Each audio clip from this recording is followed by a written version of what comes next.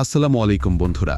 আজকে এমন এক বিষয় নিয়ে আলোচনা করব যা আপনার মাথার উপর দিয়ে যাবে না, বরং সরাসরি আপনার পকেটে হিসেবটা মেলানোর চেষ্টা করব। হরমুজ প্রণালী থেকে হাজার মাইল দূরে বসেও কেন আপনাদের বাজারের ব্যাগের ওজন কমে যাচ্ছে? কেন বাংলাদেশের সোনার দাম আকাশচুম্বী?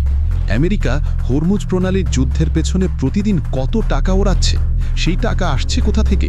আর সবচেয়ে অবাক করা বিষয় হলো, বাংলাদেশ বা আমাদের মতো দেশগুলো কিভাবে না চাইতেও আমেরিকার এই যুদ্ধের খরচ জুগিয়ে যাচ্ছে। ভিডিওটা শেষ পর্যন্ত দেখুন, এই সব কিছুর উত্তর আছে আজকের এই ভিডিওতে। বন্ধুরা, হরমুজ প্রণালী হলো বিশ্বের তেলের ধমনী। আমেরিকা এখানে তাদের বিশাল বিশাল রণতরী সাজিয়ে রেখেছে ইরানকে ভয় দেখাতে।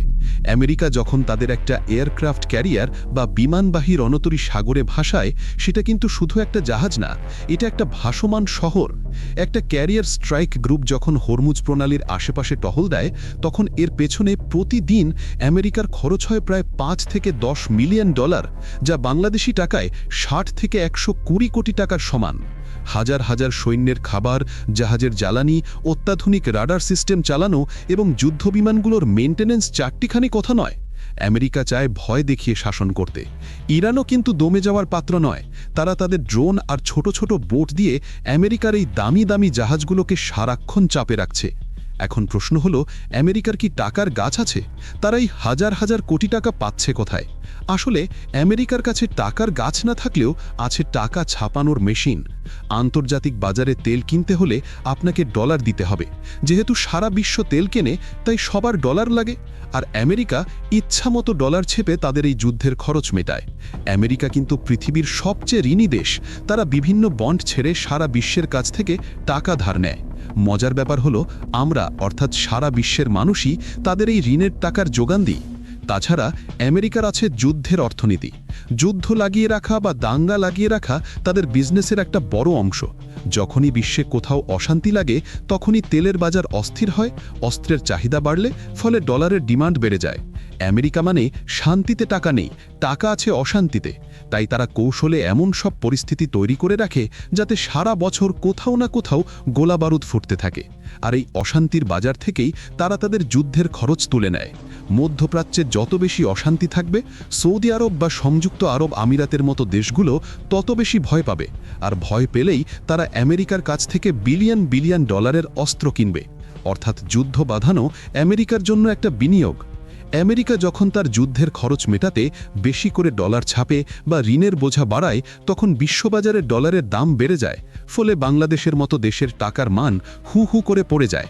এই যে আমাদের দেশের মানুষ সারা দিন হাড় ভাঙা খাটুনি খেটে ডলার বা টাকা আয় করছে, সেই ডলারের বা টাকার একটা বিশাল অংশ আমেরিকা খরচ করছে তাদের দাপট ধরে রাখতে। আজকে আপনি বাজারে গিয়ে যে জিনিসের দাম 10 টাকা বেশি দিচ্ছেন, তার একটা বড় অংশ পরোক্ষভাবে এই বৈশ্বিক অস্থিতিশীলতার কারণে। সোনার হিসেবটা একটু মিলিয়ে দেখুন। আজ থেকে মাত্র 2 বছর আগে বাংলাদেশে ভালো মানের 22 ক্যারেট 1 ভরি সোনার দাম ছিল আনুমানিক 80,000 থেকে 90,000 টাকার মধ্যে। আর আজকে সেই সোনার দাম কোথায় গিয়ে ঠেকেছে? প্রায় 2,50,000 থেকে 2,70,000 টাকা। কেন এই আকাশচুম্বী দাম? কারণ বিশ্ববাজারে যখনই ডলার নিয়ে অনিশ্চয়তা তৈরি হয় বা আমেরিকা কোনো যুদ্ধের পায়রা করে, তখনই বিনিয়োগকারীরা ডলার ছেড়ে সোনা কিনে রাখতে চায়। ফলে সোনার দাম বাড়ে। আমাদের টাকা ডলারের তুলনায় দুর্বল হয়ে গেছে বলেই আজ আপনাকে 1 ভরি সোনা কিনতে 2 বছর আগের চেয়ে প্রায় 3 গুণেরও বেশি টাকা গুনতে হচ্ছে। অর্থাৎ আমেরিকার যুদ্ধের মাসুল আমাদের মতো দেশের মধ্যবিত্তরা দিচ্ছে তাদের সঞ্চয় দিয়ে। হরমুজ প্রণালী দিয়ে পৃথিবীর মোট তেলের প্রায় 20% যাতায়াত করে। আমেরিকার ইরানের মধ্যে একটু উত্তেজনা বাড়লেই তেলের দাম বেড়ে যায়।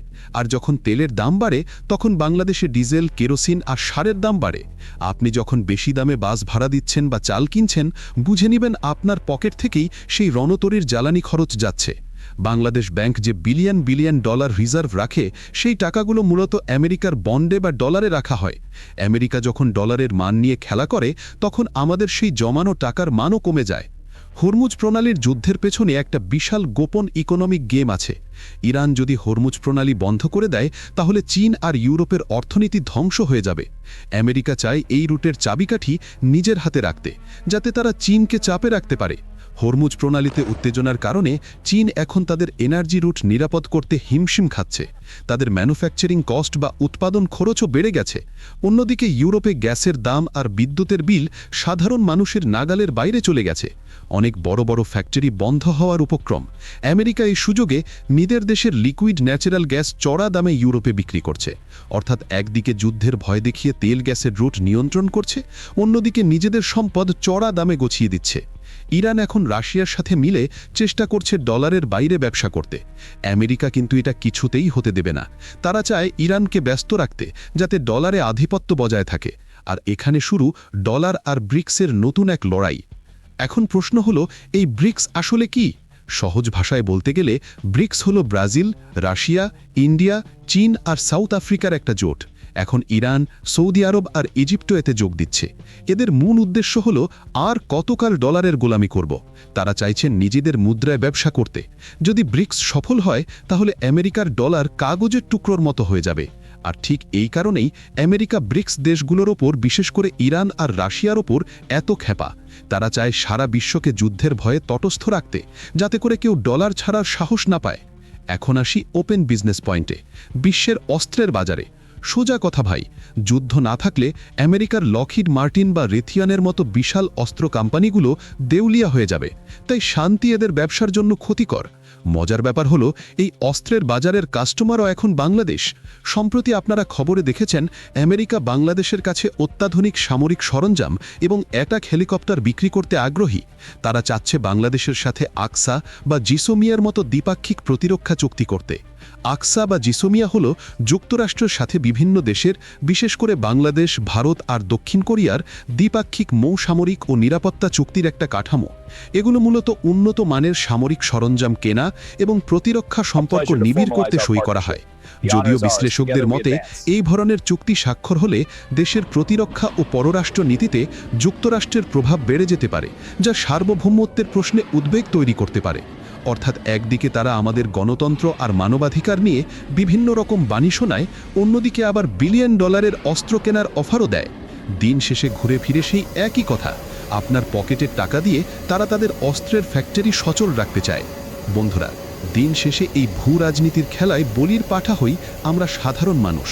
আমাদের মতো উন্নয়নশীল দেশগুলোকে এই ধাক্কা সামলাতে হয়।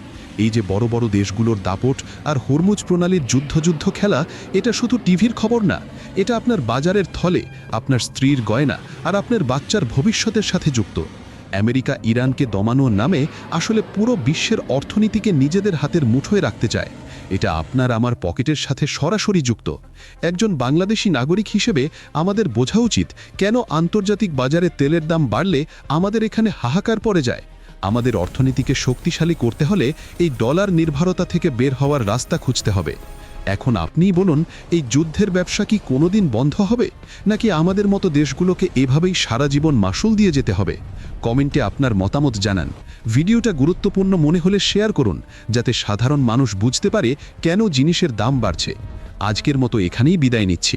দেখা হবে পরের ভিডিওতে কোনো এক নতুন রহস্যের উন্মোচন নিয়ে। আল্লাহ হাফেজ।